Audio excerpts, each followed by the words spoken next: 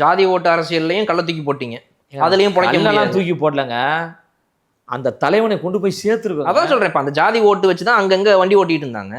அதையும் கெடுத்துருவீங்க இப்ப நீங்க. எல்லாருமே எல்லாருக்குமான தலைவர்கள், எல்லா ஜாதியே ஒண்ணு கிடையாது, எல்லாருமே எல்லாருக்கும் தலைவர்னு சொல்லிட்டீங்க. அதே மாதிரிதான் தந்தை பெரியார் அவர்களே தொடர்றதுக்கே யோசிப்பாங்கண்ணா.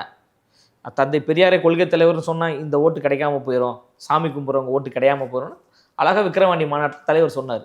பெரியாருடைய கடவுள் மறுப்பு கொள்கையை தவிர மற்ற எல்லா கொள்கையும் நாங்கள் ஏற்றுக்கொள்றோம்னு தந்தை பெரியார் அவர்களை மூளை முடுக்கெல்லாம் கொண்டு போய் சேர்த்த பெருமை எங்கள் தலைவர் அண்ணன் விஜய் அவர்களுக்கு தான் இருக்கு.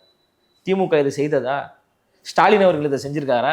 இல்லை உதயநிதி ஸ்டாலின் அவர்கள் செஞ்சிருக்காரா? இப்போ எங்களை பார்த்து கொள்கை இல்லைன்றீங்க. அண்ணல் அம்பேத்கர் அவர்கள் எதன் வழியில் பயணித்தாரோ அதுதான் எங்களுடைய கொள்கை. தந்தை பெரியார் அவர்கள் எதன் வழியில் பயணித்தாரோ அதுதான் எங்களுடைய கொள்கை. ஐயா காமராஜர் அவர்கள் எதன் வழியில் பயணித்தாரோ அதுதான் எங்களுடைய கொள்கை. அஞ்சலி அம்மாள் அவர்கள் எதன் வழியில் பயணித்தார்களோ அதுதான் எங்களுடைய கொள்கை. வீரமங்கை வேலுநாச்சியார் அவர்கள் எதன் வழியில் பயணித்தாரோ அதுதான் எங்களுடைய கொள்கை. அண்ணா அவர்கள் எதன் வழியில் பயணித்தாரோ அதுதான் எங்களுடைய கொள்கை.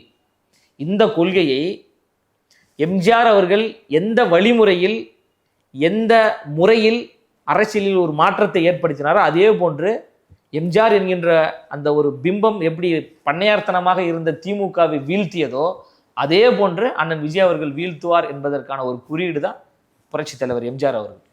உங்களை போல ஒரு